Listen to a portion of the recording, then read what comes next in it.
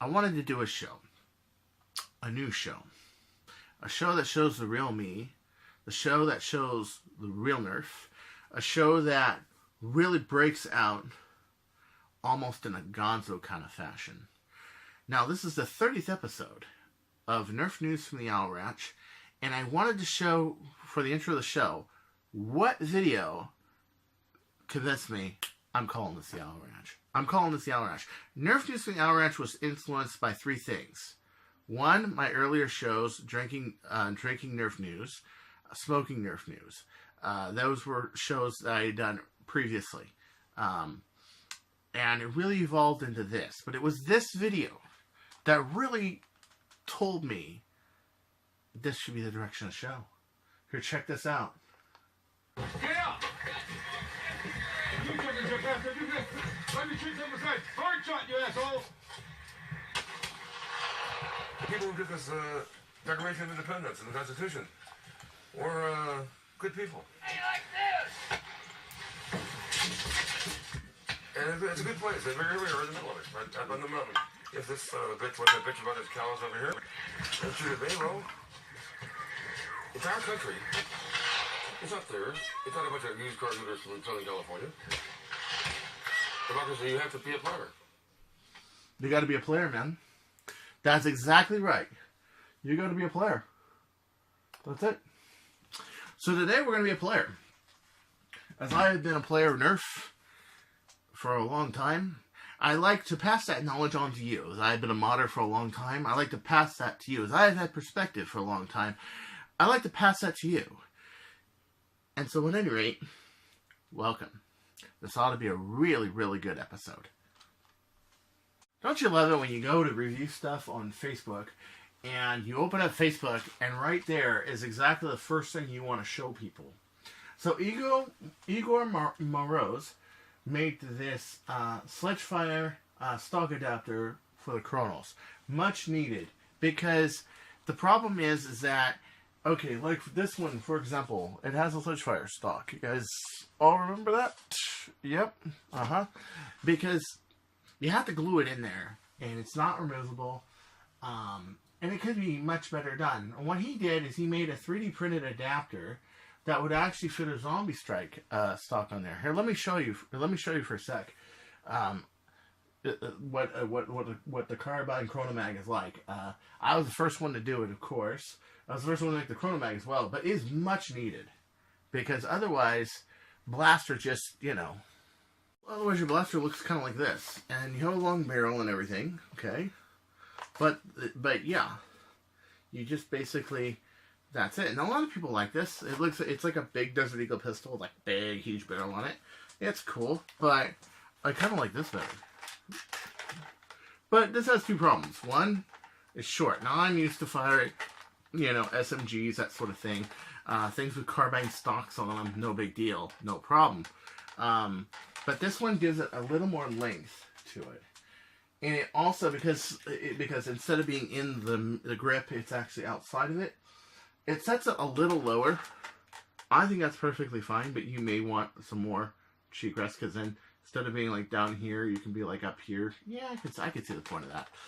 But also, it just makes it more feasible. You don't have to tear apart your Chronos anymore in order to do this. And not a lot of people were doing this. I think I was the only one who did it, you know. I know a lot of things seem mysterious about, you know, my first ever Chronomag, and this is my first ever Chronomag right here. But, like, for example, the lever being up here. Another question I got about the Chronomag was, hey, how do you install the Venom kit on your Chronomag? I don't install the Venom kit on my Chronomag.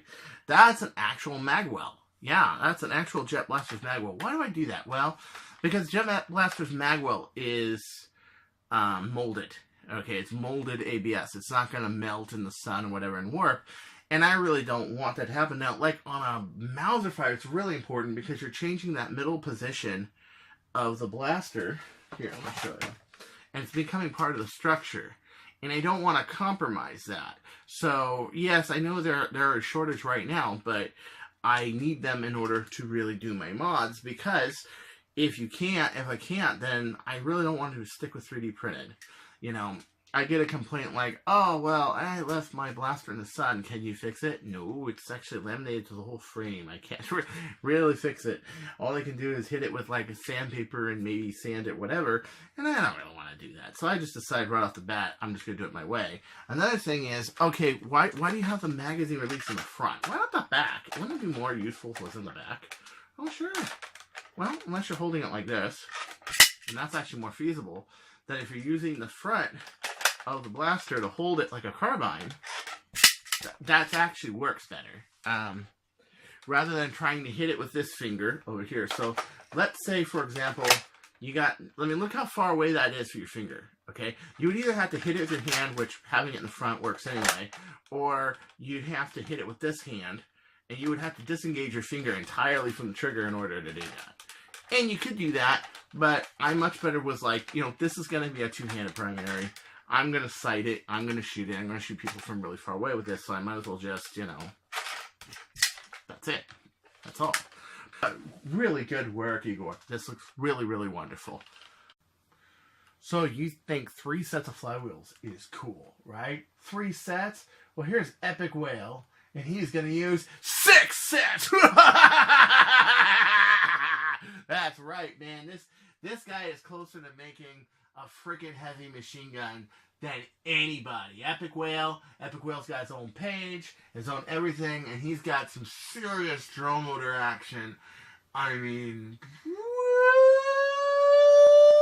It's gonna be crazy. I can't wait to see one of these in action. Just a blaster like this in action. I think that this is where real progress is right here. The nice thing about being modular is that you can upgrade something. Let's say you do something injection molded. Well, you're stuck with it for a while. You made a design, you made it out of metal tooling, you got to pay off the metal tooling, and there it is. The problem with that is, well, okay, this hobby's not so big, you're going to pay that off and get a return on it that quickly. And B, yeah. And I like how he says, I am not so used to having anything hit 170 anymore. Dude, like below 170, dude, I know the feeling. I totally know the feeling. Look at that. Can you imagine how much electricity must be flowing for that assembly? That is pretty badass. I gotta admit, that is pretty goddamn badass. And, the worker Dominator, okay? I've still not seen one good velocity test on it. I've seen a firing test where 40 rounds work. January did a firing test where the 40 rounders work. It was for a very big discussion. And then we didn't see anything. We heard, okay, it's a little more finicky with darts, a little more this, that. Well, welcome to the world of a better blaster. You're going to have more of that going on. And the brick mags, became the fantasy of many, and all of a sudden people were thinking, well, shit, how are our long shots going to compare? Of course it will. Of course it will. You're talking precision shooting, long range. It just means that more people are going to have to up their long shots to do 300. And it's possible. It's very possible. You can do it. It's not that hard, especially with the new springs, the new kits, the new everything.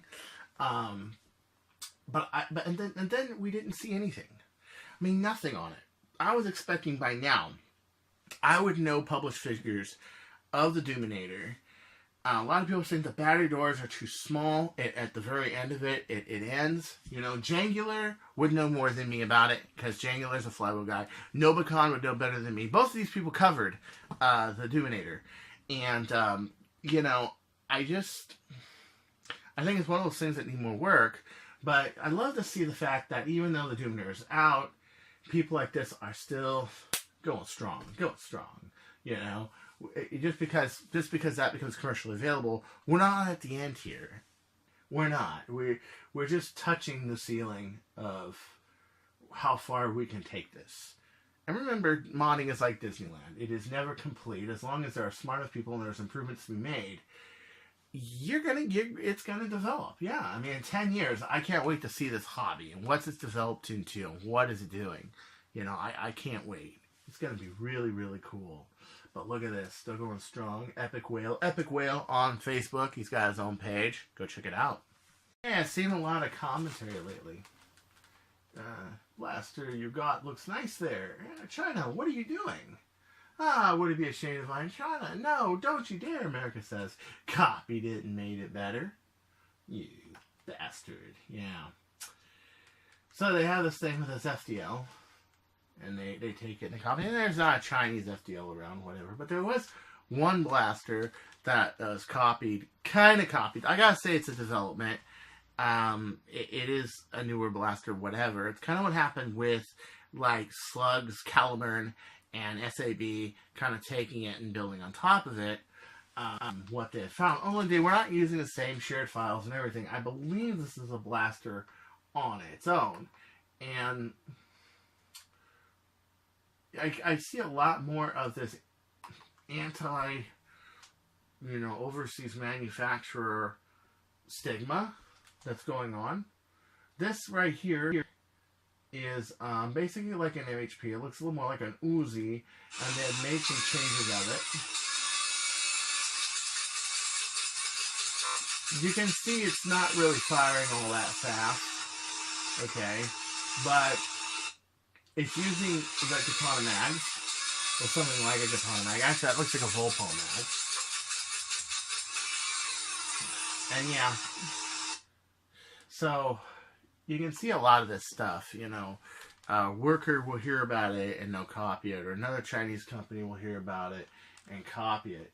Yeah, it's just kind of like, it's just motivating a lot of people. It's just motivating me. And as you can see, it's not a copy of the MHP-15, but it's the same concept.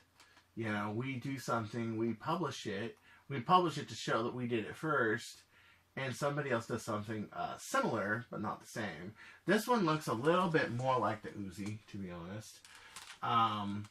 I don't know what this charging handle's for. Maybe it's an unjam handle. I don't know. On Uzis, the unjam handle is usually on top. Have you guys ever fired an Uzi before? I have, actually. And yeah, I think these are in vintage innovation. The whole thing's 3D printed, but it's just kind of like, people are kind of feeling like, yeah, we build something, somebody else makes it. Okay, well, this hobby, we're all very smart. We all know how to build our own stuff. We all know how to do our own stuff. We all know how to design. We all know how to model. A lot of us do. And there's really no, do I think it's a copy? No, I don't. I think it's a cool direction if somebody made this, like, injection molded. And it doesn't look like it's going all that fast. And to be honest, I would buy Heath's version of the MHP-15. But, just something to be aware of. There's a lot of this anti-Chinese Semitism going on. And not every Chinese company is bad. Not every Chinese company copies. And Chinese culture is a good culture. I mean, they're rad people. They have cute women. Oh, gosh, do they ever. I love them. So, at any rate, okay, so I've got internal pics of the DVA. And it is, actually a Kronos internals with a few changes. This peg appears higher. These pegs stretch back farther, I think, to give the tube a little more leverage on pull. But the mechanism is basically the same. The trigger's different. Shut up. And you got the magazine here. This is like your 3-round mag. But what I'm noticing is that people messaging. What you're noticing is that I think that this is very expandable right here. I think you can put like 10 rounds, 12 rounds, and just find the size of this and put an extension spring on here. And we're going to shut this up because this is really getting annoying. So at any rate, a DVA pistol looks good. Only one thing though, it is very close to the front here. I'm not sure if I can put a Katana mag in there to fit. The mechanism looks the same as a hammer shot, but this is a little close right here, and if it does, it'll fit barely. And then where do I mount the barrel? If I put a barrel on here, I wonder what a DVA pistol would look with a longer barrel. It would have to have a lot of aesthetic work, this and that. But I guess it could be done. I mean, don't get me wrong, it could be done, okay? But yeah, I saw that and I thought, wow, that's good news, man. That's actually really great news. I was kind of worried about what kind of mechanism would the DVA pistol have. Now, everybody knows the revolver for the Overwatch line. I reported it as it's a revolver, and it revolves, and it's hammer prime. No, I'm sorry. I got to correct myself there. I was wrong. I had heard wrong. It's actually single load, single fire, pullback. What a bunch of dummies. Can't they make a hammer shot kind of rifle? I know, and one of my comments was, dude, I can, somebody like me, or Alex Kong, or Ninja Hang, or any real competent modder, maybe Valor mods, we could make a revolver, a rival revolver actually revolve, okay? The fact that it's not, it's just like, what? It's just a huge disappointment to me. And last but certainly not least, one of our most legendary of Nerf modders shows us reading Rainbow Bowl. And it's taken us to some terrific places. And one of the best places to look for information is in a good book. So here are some others that you might want to investigate. But you don't have to take my word for it. Hi, my name's Mobilolo, and I read the Nerf Blaster Modification Guide, the unofficial handbook to making your foam arsenal even more awesome by Luke Goodman, who also goes by Out of Darts in our community. Have you ever been let down by the performance of a blaster you bought, or you've ever wondered why there's a bunch of old, weird guys on YouTube modifying their toys? Well, if you have, this book's for you. I'm one of those old weird guys. For beginners and people who may have never looked into our hobby. It also has an explanation as to why we mod and why you might want to get into it.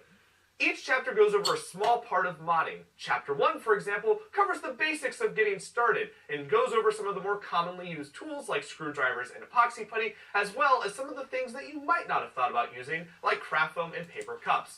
I might also be mentioned twice in this section. Nice.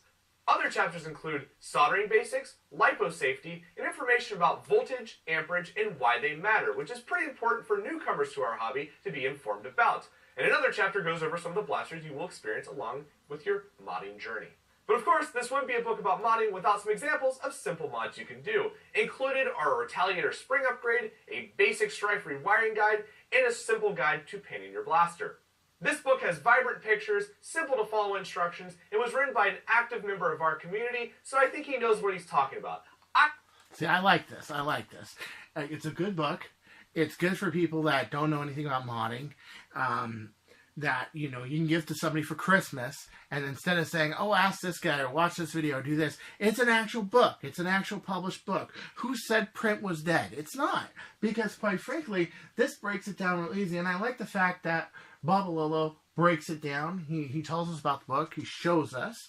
It's a very, very well-made video, actually. I was watching this, and I was like, wow, really, really impressed. It should almost break this down to a 30-second version and put it on TV. I kid you not. So the reason I brought this video up is, one, I got to meet Babalolo, and at first I didn't think he liked me too much, but he was all right. He was cool. Later on, when I got to know him and everything, the second day we're playing with my my bird of prey.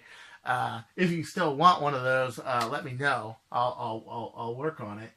And the other thing was that I just loved how this video presented it. It presents it in 6 minutes. What I would like to see is this video presented in 30 seconds. That would be really cool. And I think that it can be done.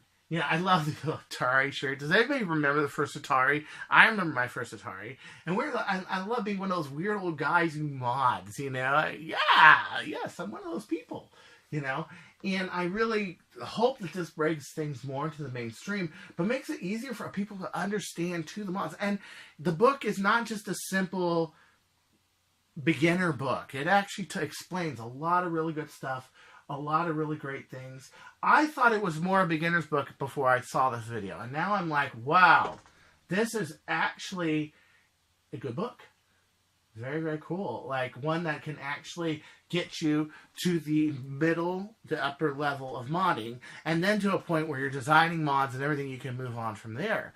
So there's still room, even outside of this, to move forward. And it really does show that there is a lot to our hobby. There is a lot. There are people that specialize in flywheel. There are people that specialize in Springer. People that specialize in designing and 3D and CAD, manufacturing, what have you. There's a lot of different people out there. But if you encompass it all, the book really does show you, wow, there is a lot that we do. This is becoming a very broad field of study and practice. And not just a hobby that some weekend warriors go out and mod Nerf blasters. No, it was people like me, people like Bubbo, people like Jangular, people like Luke Goodman, people like us. It's a lifestyle. It is literally, I mean, look at my room, my whole room. It's a lifestyle. So at any rate, until next time, this is Chris Cartaya saying, don't you go changing, or we'll find you. Peace out, brothers.